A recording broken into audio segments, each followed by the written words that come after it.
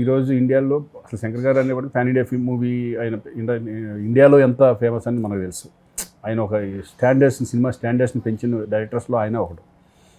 ఆయన సినిమా వస్తుందంటే ఆయనకు ఒక సపరేట్ బ్రాండ్, శంకర్ సినిమా అనేది ఒక బ్రాండ్ ఉంటుంది, మనం చూసాం అంతకుముందు.